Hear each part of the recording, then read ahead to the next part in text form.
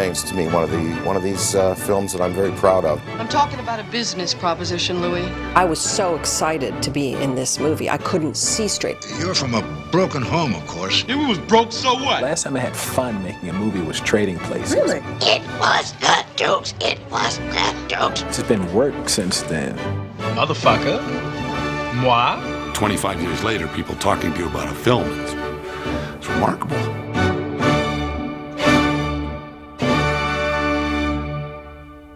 Jeff Katzenberg sent me the script. It was called Black and White, and it had been developed, I think, for Richard Pryor and Gene Wilder. I used to play tennis with these two elderly doctor brothers, and they fought, bitterly about everything, about points, about the tennis clothes they wore, and they were both quite wealthy men. Tim used to say, there's something about those guys that I think we should incorporate into a story. We need to make them characters because they're very funny, they're very unique. I had the idea of them arguing about nature nurture, and them being sort of rather diabolical and willing to go to these lengths to win a dollar bet. What they're gonna do is somehow they're gonna make this bet, and there's a black guy and a white guy, and they change their lives. They make the bet and they change places with them. But he said, I don't know what kind of work they do. I don't think they should be doctors, and I don't know the sort of details of it. And I've been reading this book about the commodities market. Well, this is it, the last bastion of pure capitalism left on Earth. We've never seen a movie that's kind of set in that world. After that, then we kind of sat down and started to work out the story. It was clearly The Prince and the Pauper, Mark Twain. Are we talking about a wager, Randolph?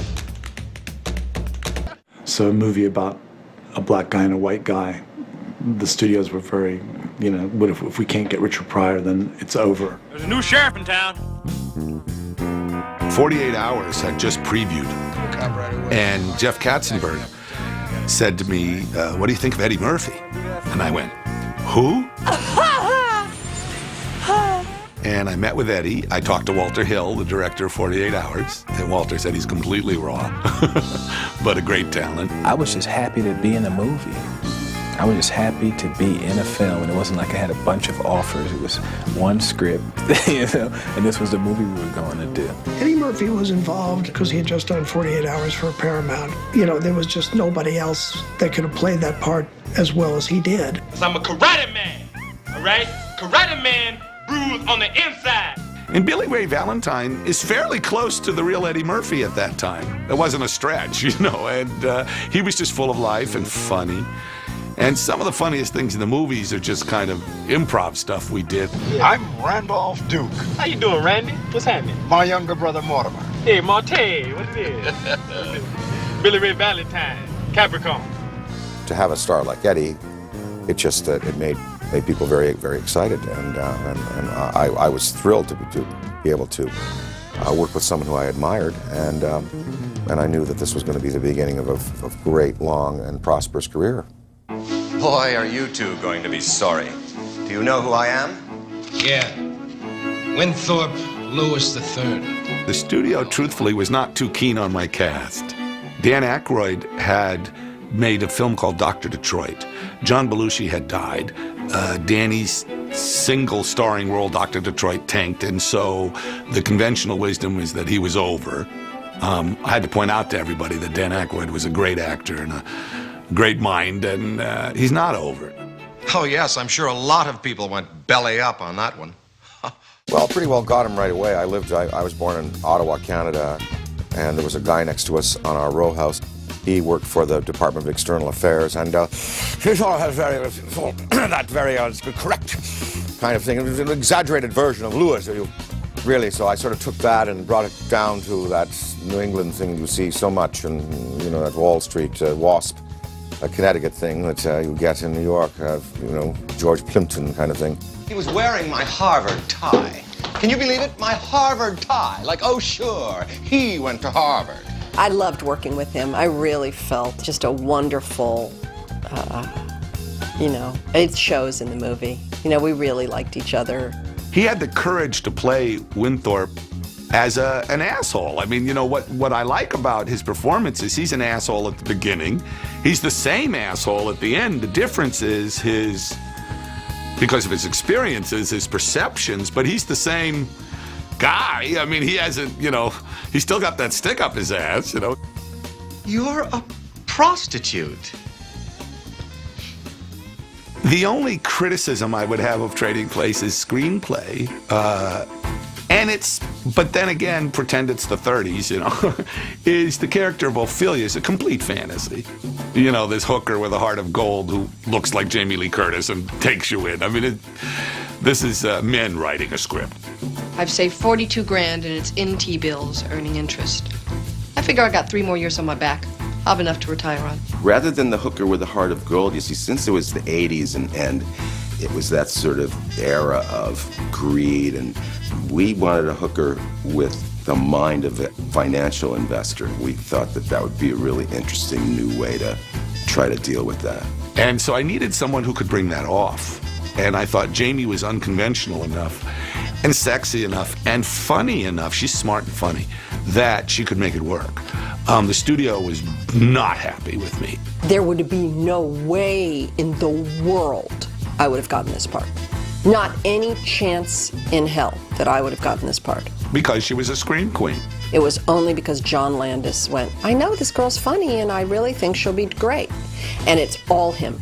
100% John Landis. I help you get yourself back on your feet and you pay me, in cash, 5 figures. She brought the compassion, her heart of gold, her acting ability, her beauty in skin and in visage.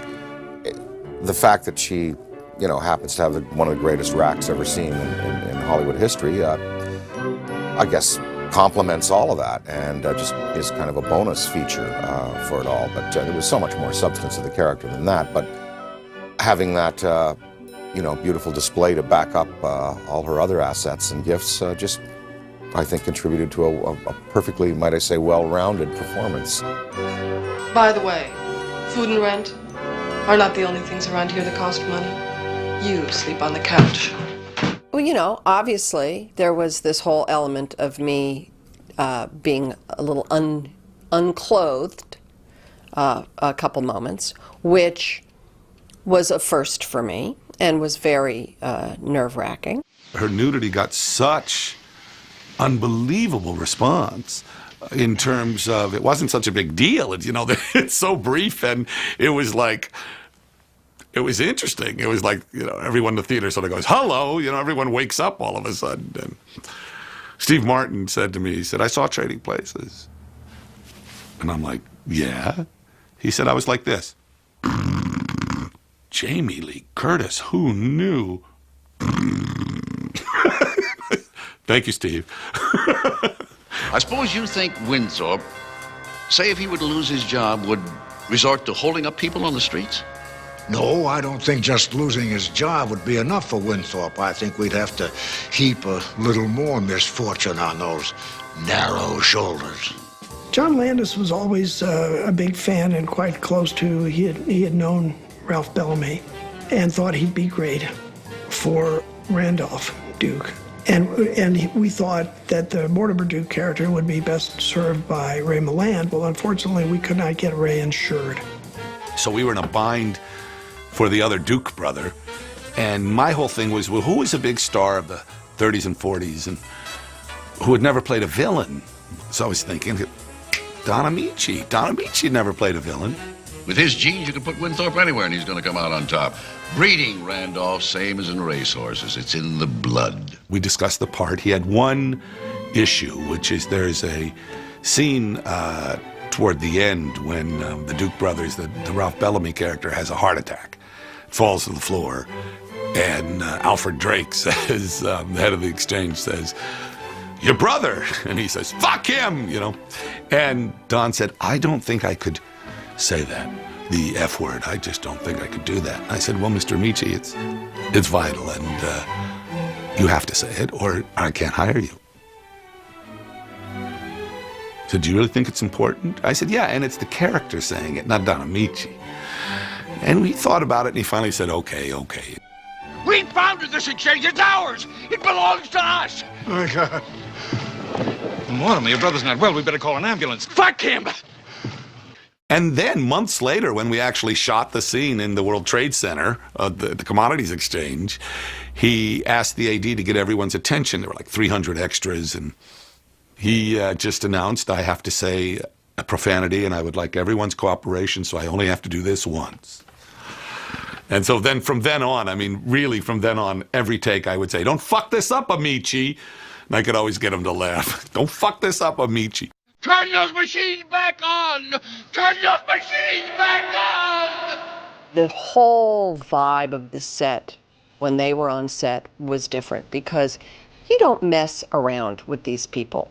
These people are serious about their work. They're incredibly good at it. And of course, they were thrilled to be in a kind of wild comedy that they got to be these outrageous characters. But boy, watching John Landis be around those men, because John loves movies and loves the history of movies and knew every movie these guys had made. Jamie's quite right. I adored them. I wanted to just talk about, and then what did Cary Grant say, you know? What was it like on The Wolfman? I mean, these guys had just such extraordinary careers, and I was enamored of them probably, but I had no problem telling them that sucked, you know? And a very good night to you, sir. What a scumbag. Denham Elliott, when I cast Denham, they were like, you know, he's not funny, why not Benny Hill? Denham Elliott, who played Coleman the butler, was a wonderful, wonderful British actor with that very dry, sarcastic, you know, sense of humor. No dessert, sir. You have it. Thank you, sir. Denham Elliott, a great English actor with that tradition of the British theater and British film, having him there and having his presence there gave me something to step up to be able to share those scenes with him. In charge of security is Mr. Clarence Beeks, head of Lyndhurst Security. Clarence Beeks! Clarence Beeks' character, it was a really wonderful villainous role. I'll rip out your eyes and piss on your brain. Clarence Beeks, the bad guy, someone had the idea of let's hire G. Gordon Liddy. The character is really based on G. Gordon Liddy, who orchestrated the Watergate burglary. Went to jail, but never ratted anybody out. We ended up with Paul Gleason. Paul was absolutely fantastic. Bunch of fucking weirdos. We're gonna take a little walk. And don't try anything funny or the whore loses a kidney. Let's go. There are moments I like very much. I mean, just silly stuff. I like silly. You know, like when they exchanged the briefcase on the train.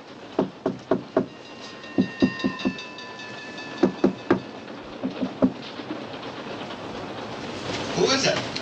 Open the door, man. Just Abbott Costello stuff cracks me up, you know. Windsor!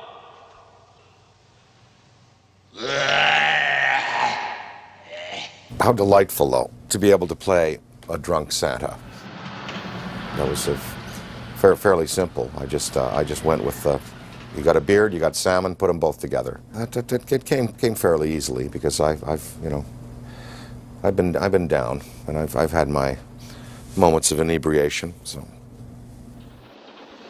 Let me see now. You would be from Austria, am I right? No, I am Inga from Sweden.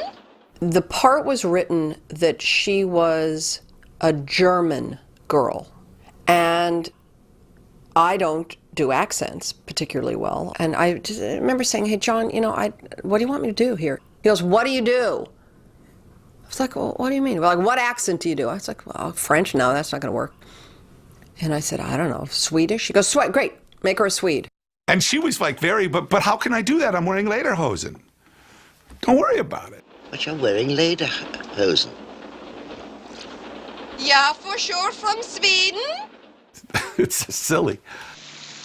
I was outside for quite a bit in that cold rain, and I'm loving every minute of it, of course. I was so happy to be there playing that drowned cat scene on the street corner. I don't think I've done anything as rewarding since. My all-time favorite thing in the whole movie is when Eddie's sitting at the bar and the guy comes up and goes, hey, you the motherfucker I was gonna call. And Eddie looks at him and goes, Motherfucker? Moi? There it is. There's the movie right there. Motherfucker moi. The head of the studio at that time and someone else were horrified when they saw the movie. They said, Danny's in blackface? There'll be riots across the country. That's ridiculous. That was one of the executives who was deeply appalled by a man being sexually molested by a gorilla. And I said, you know, it's a joke and it goes by very quickly.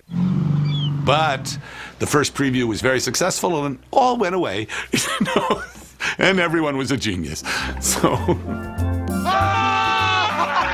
the soundness of the movie itself, and how it came across to the audience, and its pacing and the way it was cut and its quality just began to sell itself, and the word of mouth spread that this was something that was not to be missed. So we all got on for the ride on that one. It was the biggest thing that ever happened to me. I was very much kind of this green person, just absorbing the whole experience. it was that was a good experience. That was a fun movie to make. You want some beef jerky? Oh, please. And the set was loose, and it was still like, wow, the movie business. It's got a lot of heart. It's very, very funny. It's got a wonderful message that's beautifully sugar-coated by the terrific script. You know, it's just everything works in that movie. The score, you know, everything. It was like a dream come true. It was a dream come true for me. And it remains that in my mind. $1. Thank you, Louis. It's one of those rare Hollywood vehicles that have everybody behind the film. Everybody who worked on the movie kind of knew they were working on something special. From the extras to our traders on the floor to all of our crew, everyone was at the peak of their game. Looking good, Billy Ray! Feeling good, Louis! Hi guys, did you know that Home Alone is not just any successful comedy movie, it was a record holder for nearly 30 years. Until the Chinese blockbuster Never Say Die was released in 2017, Home Alone was the highest grossing comedy film of all time, and it's definitely worth its title. Let us know what your favourite comedy film is. And also, remember to click below to subscribe on the side for more great content.